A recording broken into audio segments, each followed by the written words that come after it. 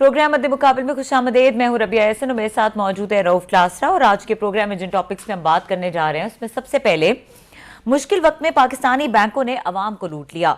साबिक वजीर खजाना मिफ्ता इस्माइल के दौर में 8 बैंकों की डॉलर मामले पर लूट मार का पर्दा चाक। डॉलर एक्सचेंज रेट का हेर फेर करके सिर्फ 3 माह में 8 बैंकों ने 27 अरब रुपए कैसे लूट लिए। दूसरी जानिब पंजाब के वजीर दाखिला हाशिम डोगर ने इस्तीफा दे दिया। हाशिम डोगर ने इस्तीफा दिया या उनसे लिया गया? सीनियर रहनुमा फवाद चौधरी से अहम गुफ्तगू करेंगे आज के इस प्रोग्राम में। इसके अलावा बात करेंगे एफआईए ने इमरान खान के खिलाफ मुकदमा दर्ज कर लिया। आरिफ नकवी से फंडिंग लेने के इल्जाम में घेरा तंग।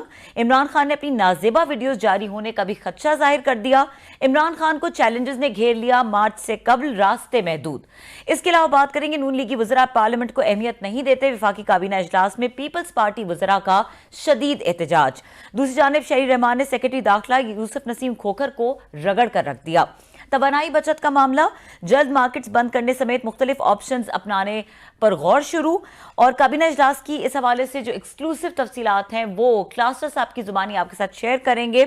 हमारे साथ मौजूद होंगे सेगमेंट में साबिक वफाकी वजीर और पाकिस्तान तहरीक इंसाफ के सीनियर रहनुमा फवाद चौधरी साहब, जिनसे हम इन तमाम मामलों पर बात करेंगे। क्लास साहब जी, आज उनसे फवाद से हमने बात की थी।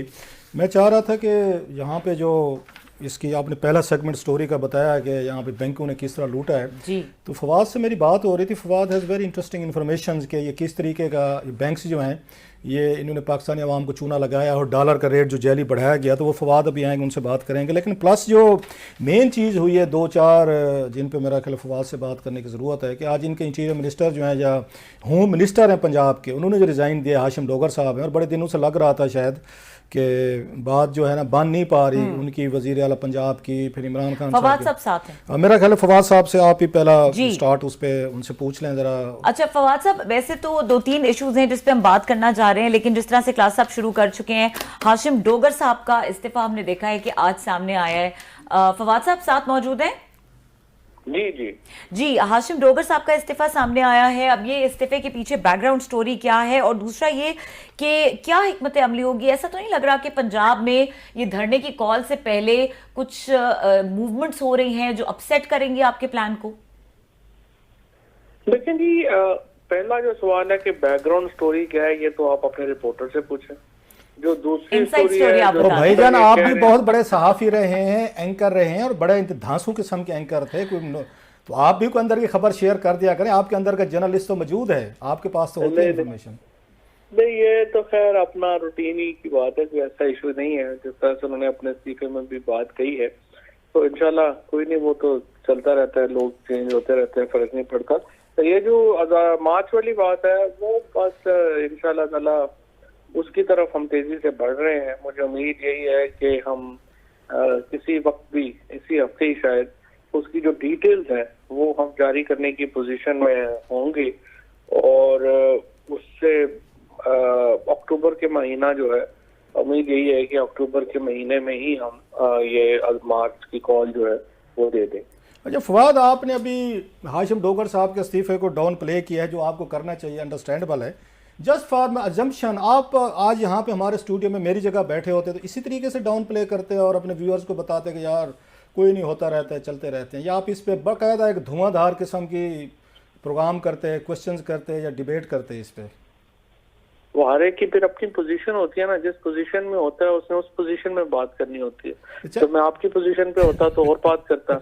राइट, इस वजह से अच्छा, ये हाशिम डोगर साहब का मैं नज़र आ रहा था बड़े दिनों से कि वो सेम पेज नहीं है। उन्होंने कोई जो ये खबरें सामने आ रही हैं कि राना सनाउल्लाह साहब के खिलाफ जो उनको गिरफ्तारी का मामला था, पर्चे का था शायद, वो उस पर तैयार नहीं हो रहे थे एज ए होम मिनिस्टर के, हमें इंटीरियर मिनिस्टर को गिरफ्तार करना चाहिए, नंबर 1।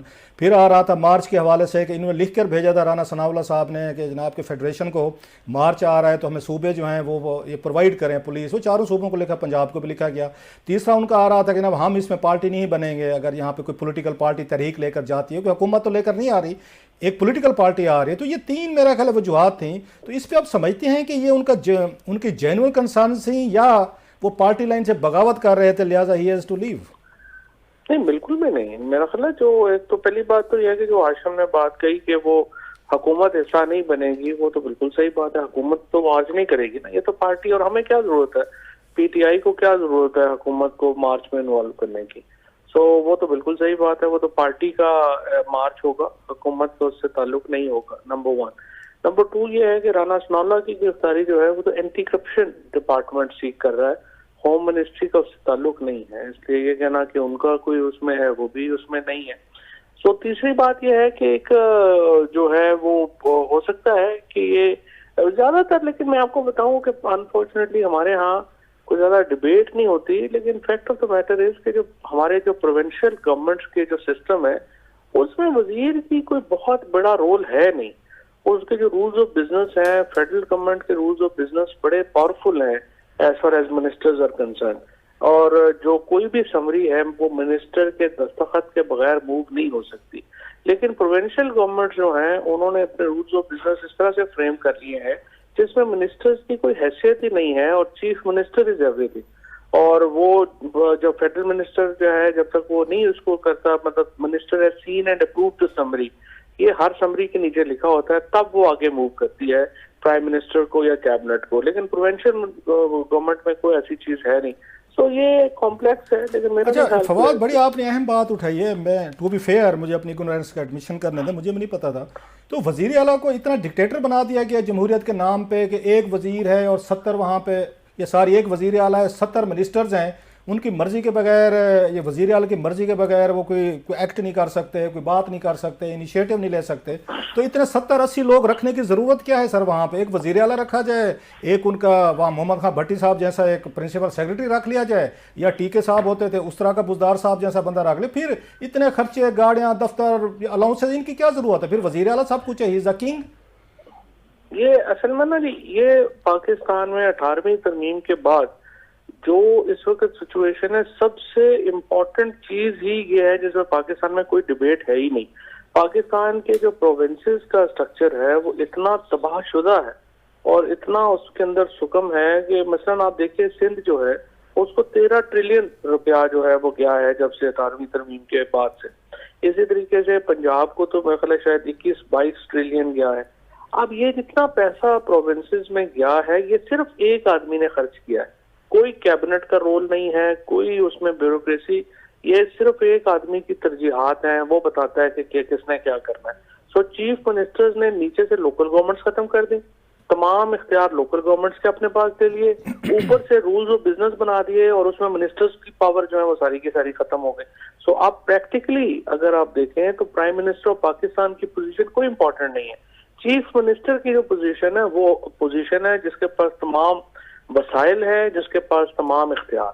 फवाद, आप बड़ी अहम बातें कर रहे हैं, तो फिर इमरान खान साहब को वजीर आजम बनने की क्यों इतनी वो है उसमें, मतलब डेस्परेट है? फिर उनको वजीर आला बनना चाहिए। पंजाब 12 करोड़ का सूबा है, पंजाब इस पाकिस्तान, जितनी पावर्स आप गिनवा रहे हैं, आई एम रियली मतलब एस्टोनिश्ड कि एक वजीर आला के हाथ में इतनी पावर्स हैं कि 70 के कैबिनेट। फिर तो इमरान खान साहब को या किसी को भी उनको तो वजीर आला की तरफ जाना चाहिए। आपने खुद कहा कि प्राइम मिनिस्टर के पास तो पावर, बिल्कुल ठीक कह रहे हैं, 24 किलोमीटर पर वजीर आजम है, बाकी तो सूबे हैं।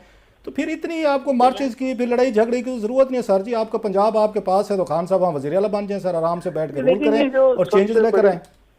सबसे बड़ी जो गलती हमने की तरीके इंसाफ ने, और जिसमें to be fair with Imran Khan जो थे वो बिल्कुल ऑन बोर्ड थे, उन्होंने बड़ी कोशिश की लेकिन नीचे वालों ने ये नहीं होने दिया, वो था कि आप ये जो लोकल गवर्नमेंट सिस्टम है इसको बहाल करें और नेशनल फाइनेंस कमीशन की तरह प्रोविंशियल फाइनेंस कमीशन किया जाए। सबसे बड़ी जो मुसीबत इस वक्त हो रही है सूबों में वो ये है कि आपने जो लोकल गवर्नमेंट्स खत्म कर दिए हैं, फंडिंग पावर सारी चीफ मिनिस्टर की डिस्क्रिप्शन के ऊपर है। सो आपको खबर मिलती है जी फलाना चीफ मिनिस्टर साहब थे, उन्होंने अपने जिले में इतने पैसे लगा दिए, दूसरा आया उसने अपने जिले में इतने पैसे लगा दिए, और डिस्बर्समेंट का कोई रूल नहीं है, कोई कानून नहीं है। इसी तरीके से जो आपका जो लोकल गवर्नमेंट की जो पावर्स होती हैं वो सारे की सारी जो है वो प्रोविंशियल हेडक्वार्टर जो है वो लेके बैठ गया हुआ है। सो हमने बड़ी जो गलती की, जो सबसे बड़ी तरीके इंसाफ ने, जो अब भी मैं समझता हूँ कि हमें बेसिक रिफॉर्म है, वो ये था कि हमें पहले साल ही सूबों में, अपने सूबों में प्रोविंशियल फाइनेंस कमीशन अवार्ड करना चाहिए था और लोकल गवर्नमेंट बनानी चाहिए। वो हमने नहीं की, उसका हमने बहुत खमियाजा भुगता गवर्नेंस तक। और आज तक हम अपनी पार्टी की जो पीएम ऑर्गेनाइजेशंस की बात, खान साहब ऑर्गेनाइजेशंस की बात करते हैं, हमने वो कराए होते, हमारी ऑटोमेटिक ऑर्गेनाइजेशन भी अच्छा फवाद, इसमें एक और चीज़ है, बड़ी आपने खूबसूरत बात की, स्पेशली प्रोविंशियल फाइनेंस कमीशन आम आदमी नहीं समझता वो कितने ज़रूरी हैं, कि एनएफसी से ज़्यादा ज़रूरी मैं समझता हूँ आपके प्रोविंशियल फाइनेंस कमीशन, ताकि हर डिस्ट्रिक्ट को उसके मुताबिक गुर्बत या उसकी इकोनॉमिक डिप्रेशन या आबादी के के हिसाब से फ़ंड दिए दें। एक ज़िले को आप जहाँ पे 100 अरब दे देते हैं तो पता चला दूसरे को आपने 50 करोड़ रुपया भी नहीं दिया। बड़ी आपने अच्छी बात की है, लेकिन इसमें यह चीज़ भी देखने में आई है कि जो आपके MNAs हैं वो रजिस्ट करते हैं लोकल बॉडीज़ के ये सिस्टम को, क्योंकि उनको ये लगता है कि हमारी ज़िले के लेवल पे हमारी अथॉरिटी, हमारी बदमाशी, हमारा क्लाउड, हमारा डिप्टी कमिश्नर पे, हमारा कमिश्नर पे, जॉब्स में, ट्रांसफ़र पोस्टिंग में, वो तो आके उसमें डिवाइड हो जाता है। मेयर है या आपका चेयरमैन डिस्ट्रिक्ट काउंसिल जो है वो ज़्यादा पावरफुल हो जाता है। तो ये रेजिस्टेंस जो आपके पार्लियामेंटेरियंस की तरफ से आती रही है, उन्होंने इसको आगे डंप किया, जिसको शायद इमरान खान साहब बीट नहीं कर सके इस मेंटालिटी को अपनी पार्टी में, बाकी तो करते नहीं थे ना। बिल्कुल, हमारे MNA MPs जो है ना कि वो तो सारे एक्चुअली बनना ही जिला नाज़म चाहते हैं जी। कोई भी इनमें जो है वो MNA, बहुत कम लोग होते हैं जो पॉलिसी में कोई इंटरेस्ट होता है, वो MNA या सेनेटर या इस तरह में वो जो है बनना चाहेगा जो पॉलिसी में इंटरेस्ट होगा।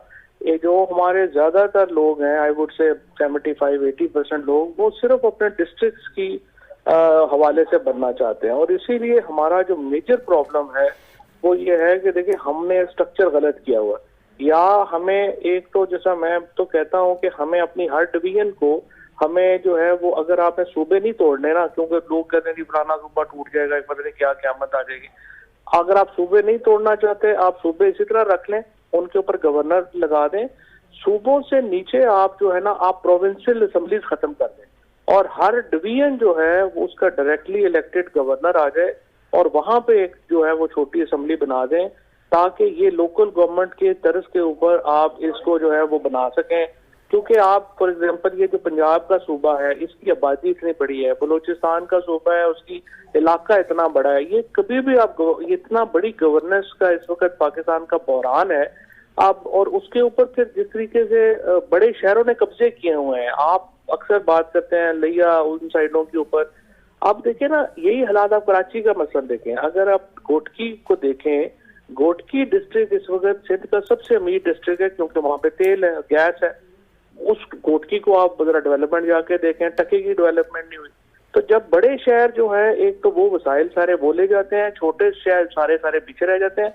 जब तक आप इस सिस्टम में फंडामेंटल चेंजेस नहीं करेंगे इसमें कोई डिलीवरी नहीं। फवाद, बड़ी अहम बात हो रही, थोड़ा सा आगे चलते हैं। आपके प्रेसिडेंट साहब आरिफ अलवी साहब जो है साइफर पे, आपने सुना होगा कल उन्होंने आसमा शिराजी साहबा को उन्होंने इंटरव्यू दिया जिसमें वो कहते हैं कंस्पिरेसी से तो मैं एग्री नहीं करता, साजिश की हद तक उन्होंने कहा ठीक है इन्वेस्टिगेशन होनी चाहिए थी।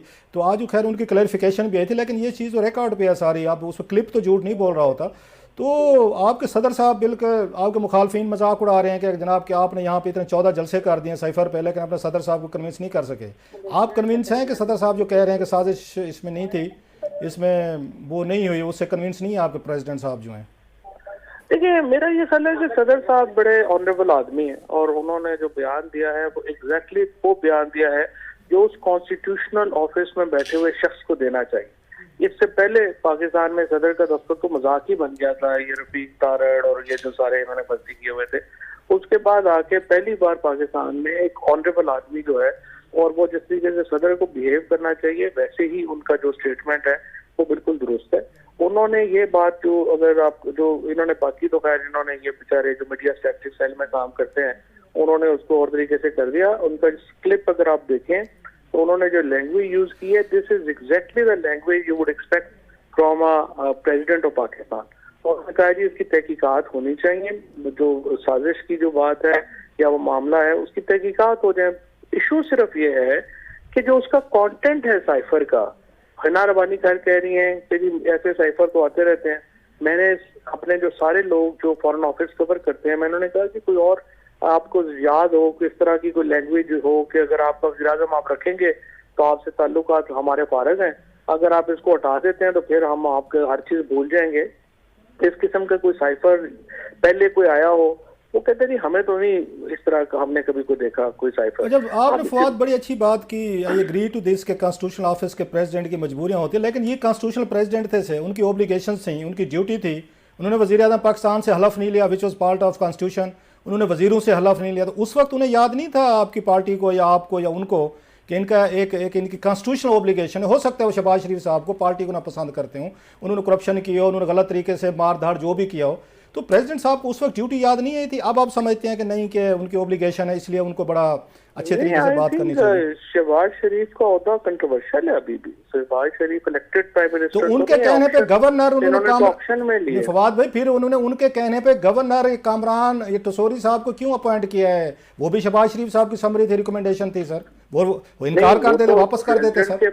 नहीं तो वापस कर दी थी ना, जो पहले 14 दिन आया था। देखें प्रेसिडेंट का जो आर्टिकल 48 में जो पावर है वो ये है कि वो समरी जो है उसको 15 दिन होल्ड करेंगे और उसके 14 दिन होल्ड करेंगे और उसको वापस भेज देंगे। जब समरी दोबारा वापस आएगी तो फिर प्रेसिडेंट के पास इख्तियार नहीं है उसको वापस करने का।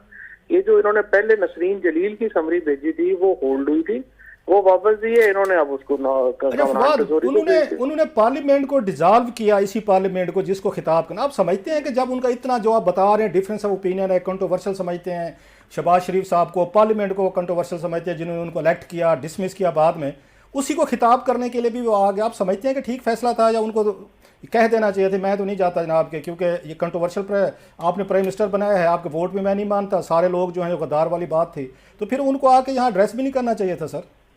नहीं, इसलिए तो सुप्रीम कोर्ट ने जो बात है वो नहीं मानी ना। जब सुप्रीम कोर्ट ने उसको कर दिया बहाल कर, पार्लियामेंट को बहाल कर दिया है और वो हमारी कॉन्स्टिट्यूशन में लिखा हुआ है कि वो उसको खिताब नहीं सर, फिर फवाद भाई फिर उसी पार्लियामेंट ने वजीर आज़म बनाया ना सर। उसी पार्लियामेंट के, अगर सुप्रीम कोर्ट की बात करें, आप ठीक कह रहे हैं, तो फिर उसी पार्लियामेंट ने वजीर आज़म बनाया ना सर। तो अब समरीज जो है वो सारी ले ही रहे हैं ना। ये तो एक सिंबॉलिक होता है ना, जो सिंबॉलिक प्रोटेस्ट था वो उन्होंने कर दिया है। शहबाज शरीफ जो है वो अब तक कंट्रोवर्शियल हैं। प्रेसिडेंट ने जो एक्शन लिया वो बिल्कुल सही था और अब भी जो वो कर रहे हैं वो स्टेप्स मेरा ये ख्याल है कि बिल्कुल सही कर रहे हैं।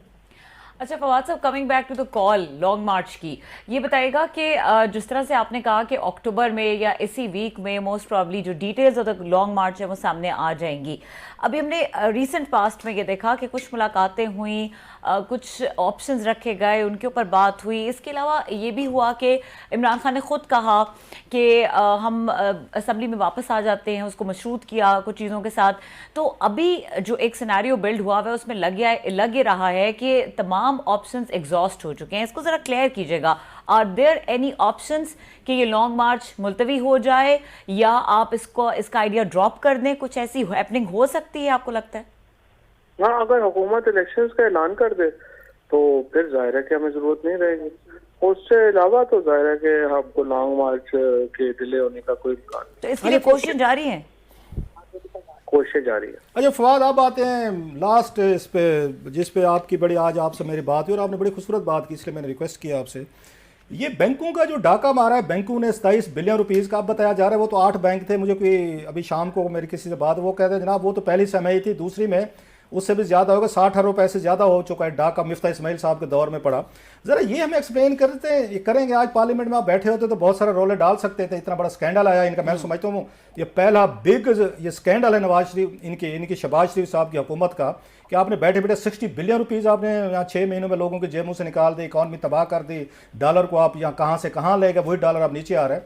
हमें एक्सप्लेन करेंगे सारा डाका कैसे पड़ा है सर? ये पार्टनर है सारे इन द क्राइम, ये हमारी रूलिंग लीड है। एक्चुअली पहले तो देखें, होता दुनिया भर में ये होता है कि जैसे क्रॉस मीडिया ओनरशिप जो है वो नहीं होती, कि मीडिया जो है वो प्रिंट मीडिया जिसके पास हो टीवी लाइसेंसेस उसी को नहीं दिए जाते। हमने पाकिस्तान में यूनिक एग्जांपल क्रिएट की कि हमने यहाँ पे क्रॉस मीडिया ओनरशिप कर दी। उससे पहले जो पाकिस्तान में सबसे बड़ा प्राइवेटाइजेशन का स्कैम है वो ये है कि ये नवाज शरीफ वगैरह ने उस वक्त इनसे मिला के ये किया कि जो इंडस्ट्रियलिस्ट थे उनको बैंक्स जो हैं वो सौंप दिए।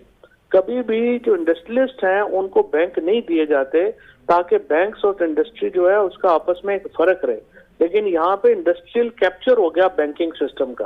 तो अब आपने 8, 9, 10 जो बड़े आपके जो थे इंडस्ट्रियलिस्ट थे उन्हीं को आपने बैंक पकड़ा दिए। अच्छा, उसके बाद फिर क्या किया इन्होंने? उसके बाद एक रेगुलेशन आई और कहा कि स्टेट बैंक जो है वो गवर्नमेंट को कर्जा नहीं देगा। सो सिर्फ बैंक्स जो है, प्राइवेट बैंकों से गवर्नमेंट जो है वो कर्जा लेती है, प्राइवेट सिटीजन को कर्जा मिल ही नहीं सकता। अब आप बाहर जाते हैं, वहाँ स्टूडेंट्स लोन होते हैं, वहाँ छोटे घरों के लोन होते हैं, वहाँ आम मिडिल क्लास को गाड़ियों के लिए लोन मिलते हैं, हर चीज यहाँ पे तो आप मिडिल क्लास को या लोअर मिडिल क्लास को, गरीब आदमी को तो बैंक वाले अंदर नहीं घुसने देते कि आप किधर से आ गए हम उठा के।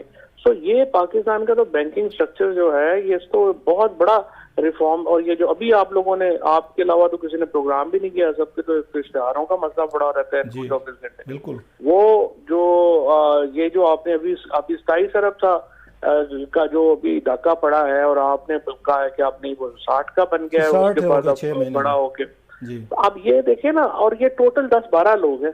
10-12 लोग जो हैं, ये जब अयूब खान के दौर में जो 20 फैमिलीज का जो जिक्र आता था वो क्या था? अभी जो हम सारा वो इसको तारीफें शुरू कर देते हैं कि जनाब भुट्टो ने बड़ा जुल्म किया था, वो नहीं देखते कि जो 70% जो उस वक्त पैसा था सारा, वो तो 22 फैमिलीज के पास था। पाकिस्तान पूरा तो गुर्बत की इंतहाओं में था उस वक्त जब ये आया था सारा। तो वो वैसे ही सिस्टम ये दोबारा क्रिएट करना चाहती है। PMLN ने 88 से ये शुरू किया हुआ तमाशा, और अब ये PIA, OGTC, ये सारी चीजें भी ऐसी बेचना चाहते हैं। रेगुलेशन के बगैर प्राइवेटाइजेशन इज एक्सट्रीमली डेंजरस, और यहाँ पाकिस्तान में रेगुलेशन के बगैर प्राइवेटाइजेशन का कॉन्सेप्ट है जो बिल्कुल नहीं होना चाहिए। बहुत शुक्रिया आपका, थैंक यू वेरी मच। ये फवाद आपने हमें ज्वाइन किया, थैंक यू। फवाद चौधरी हमारे साथ मौजूद थे और प्रोग्राम में इस वक्त हुआ है ब्रेक का। ब्रेक के बाद एक्सक्लूसिव स्टोरी है। क्लास साहब के पास टाइम कम है, लेकिन कोशिश करेंगे कि क्लास साहब वो स्टोरी हमें जरूर बताएं। हमारे साथ रहिए।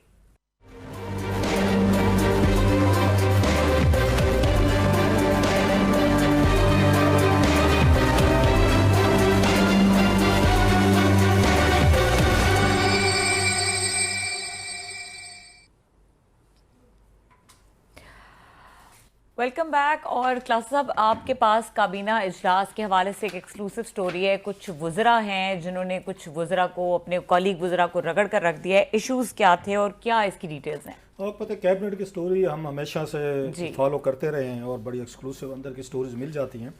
तो आज मेरे पास एक 3 स्टोरीज हैं कैबिनेट की जो आपके साथ शेयर करेंगे। मैं पहले थोड़ा सा उनका ये बता दूं। एक तो ये है जो पार्लियामेंट में से खबरें आ रही हैं कि वुज़रा जो हैं वो पार्लियामेंट को सीरियस नहीं ले रहे, जिस पे कल भी शायद हमने बात की थी। तो एक कैबिनेट इजलास में इस पर बड़ी शदीद धुआंधार किस्म की बहस हुई है। ब्यूरोक्रेट जो बैठे होते हैं मिनटें के लिए, दीगर वहाँ पे असिस्टेंस देने के लिए मिनट्स वगैरह, उन तमाम को उठाकर बाहर भेज दिया गया, जो 0 आवर कहते हैं। उसके बाद सियासी गुफ्तगू हुई है वहाँ पे, वो आपके साथ शेयर करने क्या गुफ्तगू थी, बड़ी एक्सप्लोसिव किस्म की है। साथ में एनर्जी का मसला था, इसको बड़ा डिटेल के साथ कैबिनेट में डिस्कशन की गई है कि उन्हें लगता है कि जनाब के पावर का प्रॉब्लम जो है या गैस का दीगर चीज़ों का हमारे लिए आने वाले दिनों सर्दियों में ये बड़ा मसला बनने वाला है। तो दोबारा जो उसमें खबर है वो ये है कि शायद ये उसी पे मॉडल पे जा रहे हैं जो यूरोपियन मॉडल है कि सुबह दुकानें खुलें और रात को जल्दी बंद हो, जिस पे ताजर ने पहले भी किया था लेकिन ताजरों ने एहतजाज करवा के दोबारा उसको एक्सटेंड करवा दे। इस पर भी बात कर। तीसरी चीज़ जो थी वो वहाँ पे थी कि जो मुझे ज़राए ने बताया कि शहरी रहमान साहबा ने उस पर सेक्रेटरी इंटीरियर जो है वहाँ पे यूसुफ नसीम खोखर साहब और इन राना सनाउल्लाह साहब की जो वजारत दाखिला उसकी खासा उन्होंने उनको रगड़ा लगाया है, अच्छा खासा तगड़ा किस्म का। मैं इनको एक एक करके मैं एक्सप्लेन करता हूँ ताकि 3 स्टोरीज हैं यहाँ पे। पहली बात तो ये है कि ये बात आज उठाई है वहाँ पे खुर्शीद शाह साहब ने, और बाद में जो मुझे पता चला शहरी रहमान साहबा और प्लस उस पर ये नवीद कमर साहब, इन्होंने ये बात किया। खुर्शीद शाह साहब ने पहले भी लेटर लिखा था, अगर आपको याद हो, वह पार्लियामेंट के हवाले से कि वजीर जो है वो नहीं आ रहे। अच्छा, ये मसला जो है रात इत्तफाकन हमने बड़ा एक्सप्लेन किया है, अगर आपको याद हो, जब आपकी मेरी हो रही थी कि कैसे कैसे तादाद कम हो जाती है, वजीर आजम आना छोड़ जाता है, फिर वजीर आना छोड़ जाते हैं, फिर MNA आना छोड़ जाते हैं। सो इस चीज़ पर आज उन्होंने इसको आगे अच्छी खासी एम्बेरसमेंट हुई है। प्राइम मिनिस्टर ऑफ पाकिस्तान जो हैं शहबाज शरीफ साहब, जब ये पॉइंट आउट किया गया वहाँ पर कि एक्सीलेंसी के आपके वजीर, आपसे मुराद है नवाज लीग के वजीर जो हैं ये इजलासों में नहीं जा रहे, ये नज़र नहीं। माँ सिवा ख्वाजा आसिफ के बकायदा पॉइंट आउट किया गया, ख्वाजा आसिफ के अलावा कोई आपको नवाज शरीफ साहब के इक्का दुक्का शायद कोई और भी आता हो। इतनी बड़ी 70-80 की कैबिनेट आपने बनाई हो, पता यह चल रहा है कि सिर्फ पीपल्स पार्टी के लोग जो हैं वो इजलास में जाते हैं और वही हैंडल कर रहे हैं। शहरी रहमान साहब कल वो बता जा रहा था, सेनेट में भी थी और कौमी असम्बली में भी वही अकेली जाके सवालों को जवाब दे रहे थे, क्योंकि कलेक्टिव रिस्पॉन्सिबिलिटी है। तो उस पर उन्होंने कहा जनाब कि ये आपको क्या मसला है कि ऑलरेडी हमारे दुश्मन ज़्यादा हैं, मुखालिफ ज़्यादा हैं, हमारे ऊपर इल्ज़ामात लगते हैं, हम पार्लियामेंट को एक्टिव करने के बजाय हम इसमें डिसइंटरेस्ट शो करते हैं। और ये मसला ठीक पॉइंट आउट किया गया, ये नवाज लीग के साथ ज़्यादा है। मुझे याद है याद सादिक साहब ने दर्जनों लेटर लिखे थे उस वक्त नवाज शरीफ साहब एंड कंपनी को। नवाज शरीफ साहब तो 6-6 महीने जाते नहीं थे पार्लियामेंट, इमरान खान साहब भी नहीं जाते थे, रात भी आपसे बात हो रही थी। तो उन्होंने पूरा तफसील के साथ बताया प्राइम मिनिस्टर को, शिकायत कह लें या अच्छा ये बैठे हुए थे मज़े की चीज़ है, ये मिनिस्टर, ये नवाज लीग के जो वजीर हैं, बड़े दबंग और धांसू किस्म के सारे हैं, जो टीवी पे नजर आते हैं, प्रेस कॉन्फ्रेंसेस करेंगे रोजाना, पार्लियामेंट नहीं जाएंगे, सवालों जवाब का सामना नहीं करेंगे, एक्टिव नहीं करेंगे। तो इस पे जो प्राइम मिनिस्टर साहब हैं, उन्होंने बाकायदा according to my sources of the cabinet, उन्होंने अप्रिशिएट किया इनको, पीपल्स पार्टी के वजीरों को। उन्होंने कहा जनाब इसमें कोई शक नहीं है कि आप लोग जो हैं रेगुलर जाते हैं और मुझे इतलात मिल रही हैं कि मेरे वजीर नहीं जा रहे, तो मैं ये काजिकिस्तान जा रहे हैं शायद कैबिनेट में, उन्होंने ये भी बताया इजराइल के मुताबिक, तो मैं काजिकिस्तान से वापस आ जाऊँ तो मैं इंडिविजुअली तौर पर एक एक वजीर को मिलूंगा और मैं इनके साथ बात करूंगा। हालांकि मेरा ये ख्याल है जब आपके नोटिस में लाया गया एज अ प्राइम मिनिस्टर, आप वहीं पे उनको एक सख्त थोड़ी सी आंख दिखा देता है ना बंदा, एक्सीलेंसी, ये आप लोग ये वजीर बनने के लिए मरे जाते हैं, इलेक्शन लड़ते हैं, बड़ी बड़ी गाड़ियां लेते हैं, घर लेते हैं, दफ्तर लेते हैं, पार्क्स एंड प्रिविलेजेस लेते हैं, रिश्तेदारों पे, मीडिया पे, सब पे बड़ी आप मतलब धांसू किस्म का रोब रखा हुआ है। तो जहां पे आपने जाना है वहां तो जाने को तैयार नहीं है। लेकिन उन्होंने कहा क्योंकि कमजोर हुकूमत है ना थोड़ी सी, वो अलाइज वाली है ना, तो शहबाज शरीफ साहब असल्ट नहीं कर पा रहे, लिहाजा वो अकेले अकेले बुलाएंगे अपने वजीरों को, जो आज मुझे पता चला है कि उनकी शायद मिन्नत तरला करेंगे अकेले में, वो शायद कैबिनेट के सामने हाथ पाँव नहीं जोड़ना चाहते होंगे, उन्होंने सोचा होगा कि मैं अकेले इनकी मिन्नत तरला करूंगा, एक्सीलेंसी जाके वहां पे जाया करेंगे। सो ये चीज आज वहां कैबिनेट में बड़ी उन्होंने इंपॉर्टेंट बात हुई है कि हम, और मैं फिर कह रहा हूँ नवाज शरीफ साहब के, ये नवाज लीग के दौर में हमेशा इन्होंने पार्लियामेंट को वो किया है, इन्होंने उसको इंपॉर्टेंस नहीं दी। और इमरान खान साहब के दौर में फिर कह रहा हूं, मैं किसी को बैलेंस नहीं कर रहा, इमरान खान साहब के दौर में हमें ये नजर आता था पार्लियामेंट को इंपॉर्टेंस नहीं देते थे, इनके वजीर भी नहीं जाते थे। पीपल्स पार्टी ये दावा कर सकती है, क्लेम कर सकती है कि इनके दौर में वजीर भी जाते थे, जैसे मैंने रात का यूसुफ गिलानी भी अभी भी जा रहे हैं, अभी भी जा रहे हैं। आज कैबिनेट में माना है, शहबाज शरीफ साहब ने अप्रिशिएट किया है इनको नवाज लीग के वजीरों को। ये क्या, एक तो चीज ये होगी। दूसरी में आ जाता हूँ इस पे जो ऑनलाइन वाला वीजे का मसला हुआ है, जिस पे इन्होंने यूसुफ नसीम खोखर साहब जो है ना, उनको रगड़ा लगा अच्छा खासा, और जो मुझे बताया कि शहरी रहमान साहब हैं उन्होंने लगाया है। अब अच्छा पता नहीं क्या इनके पास गिदड़ सिंह है यूसुफ नसीम खोखर के पास, नो बॉडी नोज। कोई दौर हो, ये हर दौर में इनको बड़ी अच्छी पोजीशन है, इनको मिलती है, काम टक्के का नहीं, कभी सुना ही नहीं होगा, लोगों को पता ही नहीं होगा यूसुफ नसीम खोखर नाम का कोई बंदा सेक्रेटरी इंटीरियर भी है इस मुल्क में या नहीं है। लेकिन इमरान खान साहब का दौर है, इससे पहले वाला उसमें दौर थे जो भी, या ये चीफ सेक्रेटरी लगते हैं, चीफ सेक्रेटरी से हटते हैं तो ये आके ये इंटीरियर सेक्रेटरी लग जाते हैं। वो इतना बड़ा पावा है, इतना बड़ी तगड़ी, कोई पता नहीं यूसुफ नसीम खोखर के पास क्या जादू की छड़ी है, क्या कोई गिदड़ सिंगी है कि जो भी आता है ना जनाब, कि खोखर साहब के अलावा ना पंजाब चल सकता है, तो ना आपका अल्लाह के फजल से इंटीरियर मिनिस्ट्री चल सकते, ना इंटीरियर मिनिस्ट्री ठीक हो सकी तो ना पंजाब ठीक हुआ। अब उन्होंने कहा, जब उन्होंने शहरी रहमान साहबा ने ये पॉइंट उठाया, उन्होंने कहा जनाब कि मेरे पास शिकायत आ रही है कि ऑनलाइन वीज़े पे आप लोगों ने रिस्ट्रिक्शंस की हुई हैं। डेली मुझे दुनिया भर से कोई जर्नलिस्ट आना चाहता है, कोई बिजनेसमैन आना चाहता है, कोई लोग पाकिस्तान आना चाहते हैं, आप लोगों ने कोई 600 फॉर्मेलिटीज़ रखी हुई हैं, और आपको जब तक कोई लोकल आदमी उनको बाहर से आने वाले बिजनेसमैन की, जर्नलिस्ट की, किसी की गारंटी ना दे, इन्वॉल्व ना हो, लिख के ना दे कि मैं इनको जानता हूँ, आप किसी को आने नहीं देते। तो उन्होंने कहा जनाब कि ये कोई पाकिस्तान को इतनी बड़ी, अमेरिका से भी बड़ी चीज़ बन गया है कि जनाब के कि लोगों के लिए आपने मसाइल पैदा करना शुरू किया, आपको खतरा पड़ गया कि पता नहीं इस मुल्क में क्या हो रहा है, बाहर से लोग आएंगे। एक तरफ आप कहते हैं बिजनेस नहीं है, एक तरफ कहते हैं हमारे पास इन्वेस्टमेंट नहीं है, लोग नहीं आते, लोग आना चाहते हैं तो पूरी आने नहीं देते, आप लोग आने नहीं देते। ऑनलाइन वीजे की आपने कहानियां सुनाई हुई है, तो उन्होंने कहा जनाब कि ऑनलाइन वीजा है, देखे हम दे देते हैं, जो उनकी ब्यूरोक्रेटिक स्टाइल होगा यूसुफ नसीम खोखर साहब का टिपिकल किस्म का। उन्होंने कहा नहीं सर हम करते हैं। तो शहरी ने कहा जनाब आप करते हैं, अराइवल पर वीजा क्यों नहीं देते उनको, आप आते हैं उनको दें। उन्होंने कहा जनाब हो सकता है आपने चाइना से रिलेटेड, क्योंकि चाइना हमारा दोस्त है, उनके लिए फैसिलिटेट आपने किया होगा। उन्होंने बकायदा मुल्कों के नाम बताए हैं आज इजलास में, जो उस पे सोर्सेज बता रहे थे, फलां फलां कतर का कहा, यूएई का कहा, सऊदीज का, तुर्की, और 3-4 मुल्कों को उन्होंने नाम लिए। उन्होंने कहा इन सब के हमारे पास रेफरेंसेस ढूंढ रहे होते, उन्हें रेफरेंसेस ढूंढने की क्या जरूरत है, बिजनेसमैन है, उनकी प्रोफाइल है, आपकी एम्बेसीज बैठी हुई है, वो क्या कर रहे हैं वहां पे, वो आपको गाइड नहीं कर रहे। तो इस पे खैर उन्होंने अपनी जो वजाहत देने की कोशिश की खोखर साहब ने, लेकिन उस पर शहरी रहमान साहब भी हैं, शहरी रहमान वो क्योंकि खुद बड़ी जर्नलिस्ट रही हुई है, दबंग किस्म की, वो सेनेट में भी हमने उनकी तकरीरें सुनी हुई है, कौमी असम्बली में करती हैं, जर्नलिस्ट अंदर का जर्नलिस्ट जो होता है ना, मतलब फवाद चौधरी साहब को देखें, सहाफी रहे, अंकर रहे, दबंग बात करेंगे वटेवर, शहरी रहमान साहब को देखेंगे दबंग बात करेंगी, क्योंकि वो जर्नलिस्ट के अंदर एक अपना अग्रेशन, खबर, स्टोरी वो वेलर होता है। वो एक होता है। और मिनिस्टर्स ने भी उनको सपोर्ट किया इस पॉइंट पे कि बिल्कुल वो ठीक कह रही हैं। यस, इस पे जो वजीर बाकी थे, ख्वाजा आसिफ साहब थे, साहब जरा वो भी रहे हैं, इस पे हिना रबानी खार साहबा थी, वो भी उस पे उनको सपोर्ट करने में शामिल थी।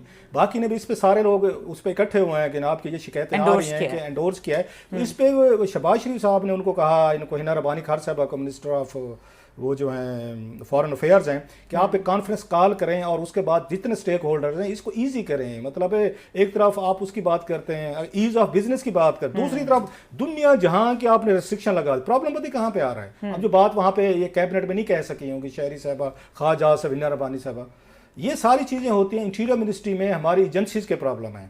ये एनओसी के चक्कर में पड़ जाते हैं, ये एक एक चीज़ को स्क्रूटनाइज करने पे कौन आ रहा है, कैसे आ रहा है, क्या करने आ जा रहा है। सो मोस्टली जो डिलेड होती है, जो लोगों को नहीं मिलते, इस पे खुल के बात कोई नहीं करता वहाँ जो उन्हें करनी चाहिए। आप इंटेलिजेंस एजेंसी के साथ बैठे, कोई बहुत ज़्यादा कोई हाई प्रोफाइल केस है, आप एम्बेसी से आप डाटा मंगवाएं, चीज़ें करें, आप उसके बाद वक्ती तौर पर विद इन 24 आवर्स 48 आवर्स में आपको फैसला करना चाहिए वीज़ा दे रहे हैं या नहीं दे रहे। काम करना पड़ता है, तो काम वही वाली बात है, सीधा ब्लैक लिस्ट कर दो जी, इनका नाम ही ब्लैक लिस्ट करो, देने नहीं है किसी को, काम नहीं करना, उसका नतीजा जी। और इस मुल्क में डॉलर नहीं आ रहे भाई, जो विजिटर आएगा कोई डॉलर लेके आएगा, कोई पैसे लेगा। पहले आपको इस्लामाबाद भरा हुआ लगता था यहाँ पे, ये फॉरेनर से जहाँ पे जाते थे, अब एक भी नजर नहीं आता। ठीक है, लोगों को नौकरियां मिलती थी, लोगों को जॉब्स मिलते थे, लोगों को थोड़ी सी मजदूरी मिलती थी, मार्केट में आपकी ट्रिकल डाउन इफेक्ट होता था। सहाफी आते हैं और बहुत सारे मकतबा फिक्र से लोग आते हैं और ये बेनिफिशियल होता है। ये शहरी रहमान ने यही बात की है वहां पे, जहाँ पे जो इशू पे उन्होंने कहा आपके हर सहाफी जो है ना मुझसे रब्ता करता है, क्योंकि इंफॉर्मेशन मिनिस्टर ही है पीपल्स पार्टी दौर में। न्यूयॉर्क टाइम्स वाले ने आना है, वाशिंगटन पोस्ट वाले ने आना है, लंदन से किसी के आना है,